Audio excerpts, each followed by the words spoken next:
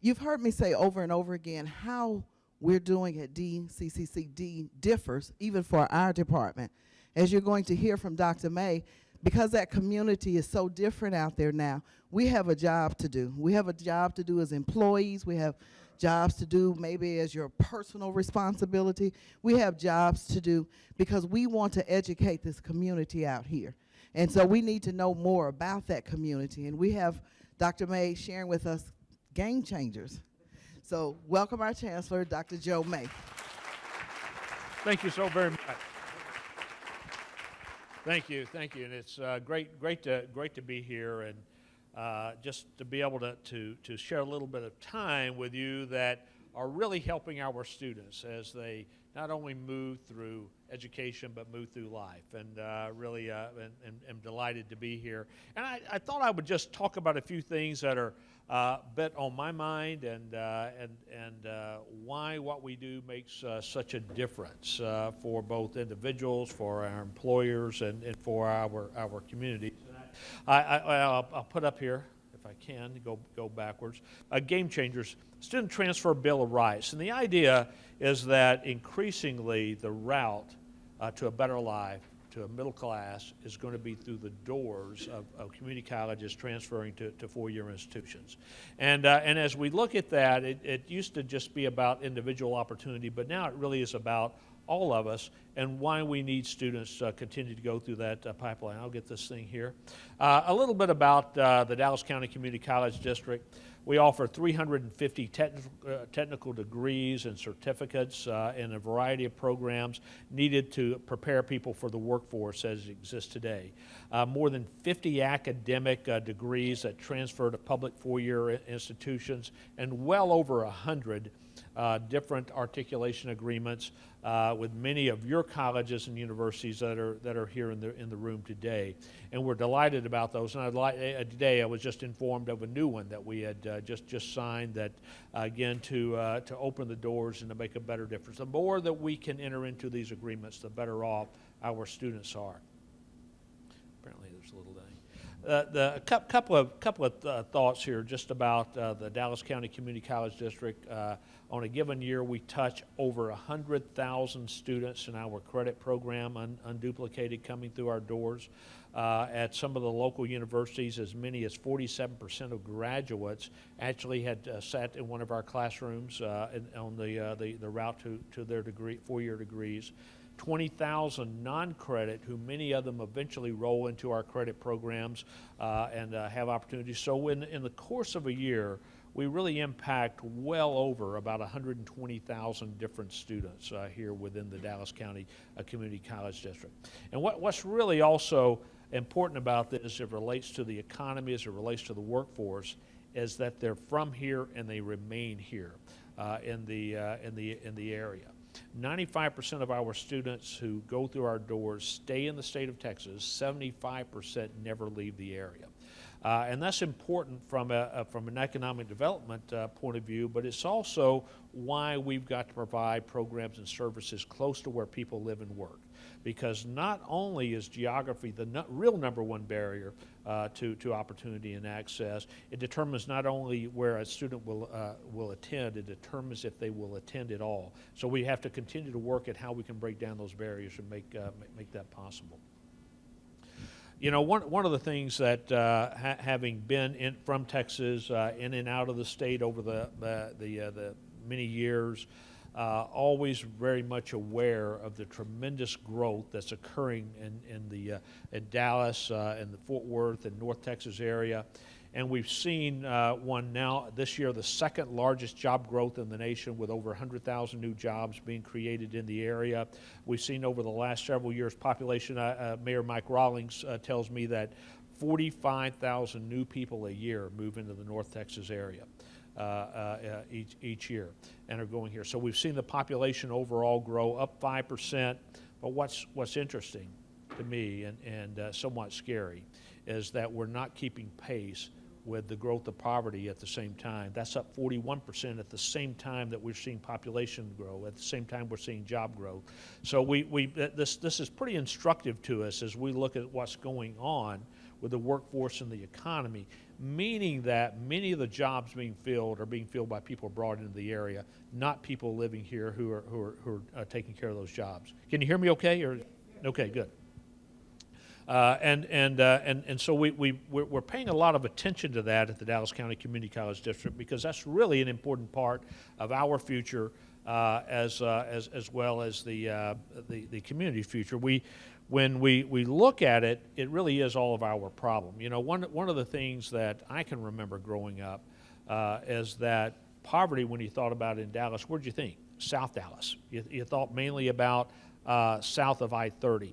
If I were to put a map up here today and show you where poverty is, it's in every single neighborhood and community in the area. It is something that's pervasive throughout the communities that we serve, and it really is everyone, and by everyone, I mean colleges, universities, public schools, everyone engaged in trying to help meet the education needs of individuals. Because here's the reality.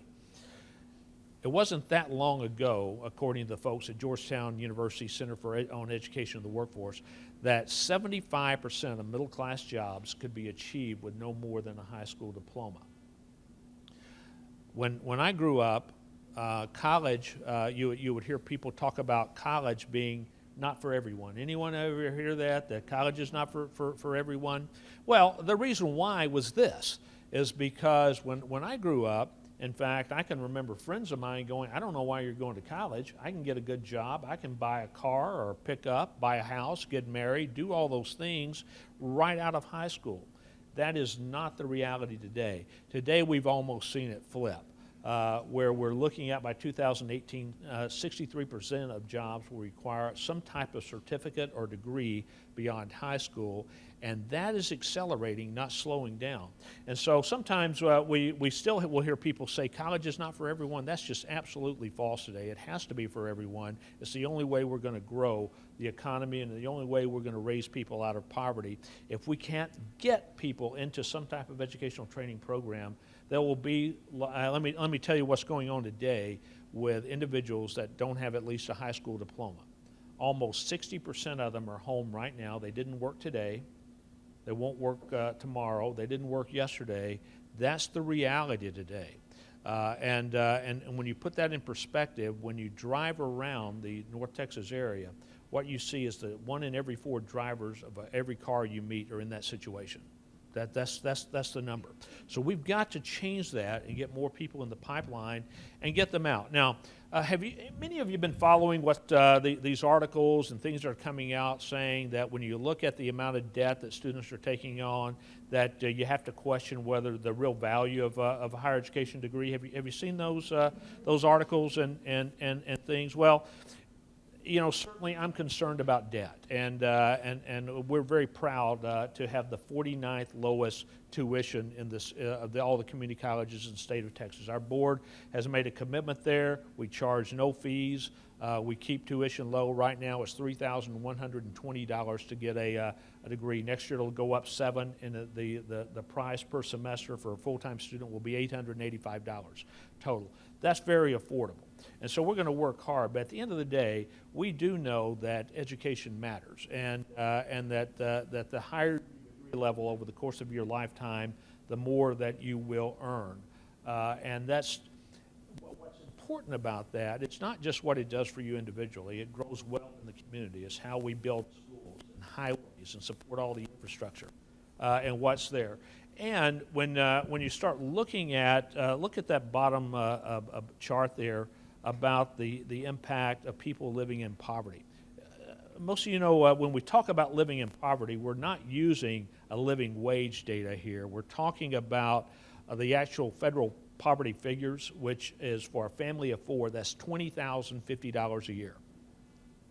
And you run the calculation on that, that's about living on about $55 a day. Is what that is. So that's really what we're talking about. And when you get down to with people as low as $16 a day, that's kind of the range that we're looking at. And you see education makes a huge difference. It makes it in good times and in bad times. So again, we're looking at what we can do. And it matters for, there we are, for all ages. It's a little bit faded there on the numbers, but you get the idea. When the line's going up, that's good. When it's going down in terms of wages, that's bad. And then you start looking at over time what has really happened, going back to 1965 on the far left all the way up to 2013. You've seen what's happened as at one time it just wasn't that much difference between the salaries of individuals with various levels of education, where today you're seeing that gap widen and grow. And why, again, it's important to not only individuals but to society as a whole. There we are. When we look at what's going on in North Texas, there are a lot of ways to show this. But you see a demand in a lot of different fields. And by demand, I'm meaning there are more job openings than there are people to fill the jobs that are there. And certainly it varies by field. Allied health and nursing continues to explode. Right now in the North Texas area, there are 19,000 people with nursing degrees, 16,000 are working. That's hardly any cushion at all. The hospitals are advertising and recruiting for 6,000 people a year to fill the vacancies in nursing alone, and that doesn't get into some of the other allied health-related areas that are out there. Logistics, a big challenge finding people with a background and all the various fields. So we've got to continue to work to meet these. Let's see. Did I click 2? I don't know. But to get these jobs, increasingly, it's through some type of post-secondary education.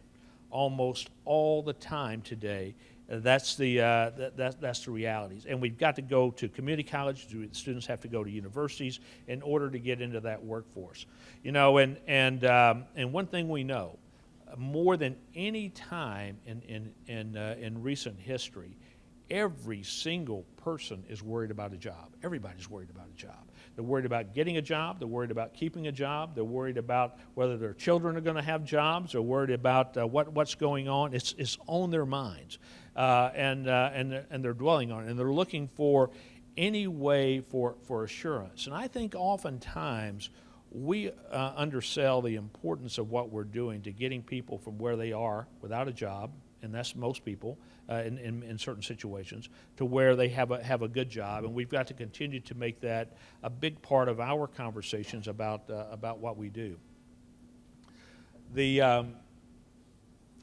And again, it's about a pathway. We throughout most of the Dallas County Community College District's history, back when, in fact, when I started with the district originally, back at Cedar Valley College, when we opened the doors, and part of that, we were really thinking about a pathway out of high school. We hadn't fully connected the dots that there are a lot of different ways that people are coming through our doors and getting there, and and most of the students we understood would go on or hopefully go on for a 4-year degree. But we didn't completely worry about it because we still kind of operated on the attitude. And I remember, probably none of you had this experience, but it's absolutely true. It was my experience in freshman orientation when I started college, that someone stood up front of the room in a suit, and in my case, the guy's name was Clyde Iglinski, I still remember it, who said, I want you to look to your right, look to your left, 2/3 of you won't be here this time next year. Any of you have that conversation? And that's because we really saw that part of what we did was to screen people out. Part of the education process was to say that college isn't for everyone, and that in fact what we're there for is to eliminate those of you who are really not deserving of the program. Well, that's really not the world in which we live today. Today we've got to get everyone into that pipeline. We've got to help them all be successful. And that's really what this is about, is how are we looking to make sure that we're ensuring student success.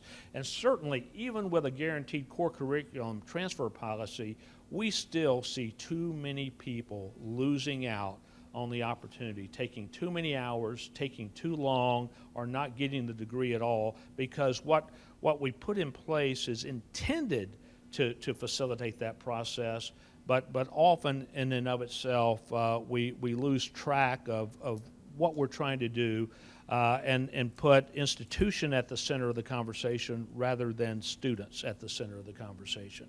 And it's easy to do even with committed people trying to work to make that happen. So at the DCCCD, we're proposing something that we're calling right now a Student Transfer Bill of Rights that we would really like to see as kind of the practice of what we try to do to make sure that all students have the opportunity to be successful. And we're working with our four-year partners to make sure that the entire associate degrees and certificates are accepted in total upon transfer, so that we minimize that every institution agree to accept at least 60 hours from us. So again, that student can earn that degree or mark and transfer and going forward. That when they enroll, that we adhere to the catalog under which they enrolled. You know, we were I had a meeting at the U.S. Department of Education a couple of weeks ago, and then went over and met with the Senate Education and the House Education Committees, and we were talking about this very issue, about how many of our students take longer than 2 to 3 years to get the degree. Would you believe 89.1% take longer than that to earn the degree of those that walk across the stage? You're not surprised, I know. But yet, when they start under one game plan and then they find the rules have changed as they go through the process, it discourages them. It throws up a barrier. So we're looking at increasingly making sure that we can start here to the program or the catalog under which they started. I may need a help there. Thank you. And again, we accept instruction from all instructional modes. Now, 49% of Dallas County Community College District students take some type of instructional mode other than sitting in a classroom and coming through the doors. Why? Because it's how you get through in today's world with dealing with life. Require no general education beyond 60 semester credit hours. Publish selection criteria for limited access programs. We're asking our university partners not to that if we have transfers coming in, how do we make sure that those students who want to go in specialized areas have the same opportunity as native students? You want to hit it one more time there? Thank you. Provide equal opportunity for entry into the limited access programs. And then one of the things that we're looking at is making sure that there's a web page detailing the transfer process that's there, walking through step by step what to do. You know, we continue, we love the success stories, but I've got to tell you, I've been talking to a lot of mothers, and they will bend your ear over what happens when things don't go well in that process. And the number one word they use is nightmare to describe it when it goes badly. And so what we want to make sure is that we spell that out very clearly. And then we want to provide transfer data. Right now, that's pretty weak as we look at it. We aren't able to often tell a student or parents exactly how their son or daughters are being treated in that process. And then finally, we're going to be asking in all cases that there be a appeal or review process that students know what to do when they don't believe that they've been treated fairly there and going forward. Does that kind of make sense what we're looking at?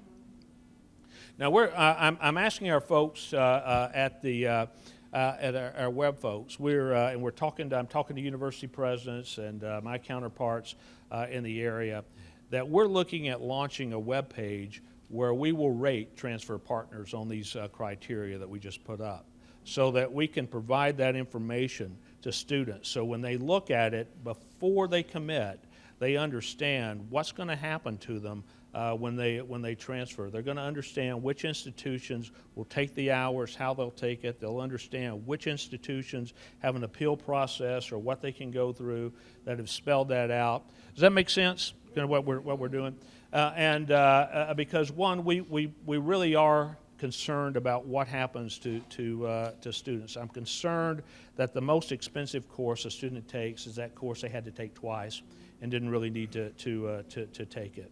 So in fact, tomorrow morning, I'm meeting with Higher Education Commissioner Paredes to talk about this very issue. We're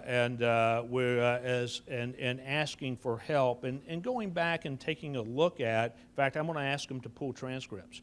What happens to students when they transfer to institutions, to take a good look at it, because sometimes we find policymakers think that they're doing the right thing and solving a problem when they often don't really address the problem. And what ultimately happens is how many students were able to take an associate degree with 60 hours and get a bachelor's degree with only 60 more hours. That's the real test. So that we really can accelerate them through that process. So we're looking to make it better for our students, looking to work more closely with our partners, really to communicate better all the way around of how we address those needs and solve the problem. And I just appreciate you allowing me to take a little bit of time today and kind of tell you kind of what I'm thinking, what's on our mind, but most importantly, to thank you for what you do.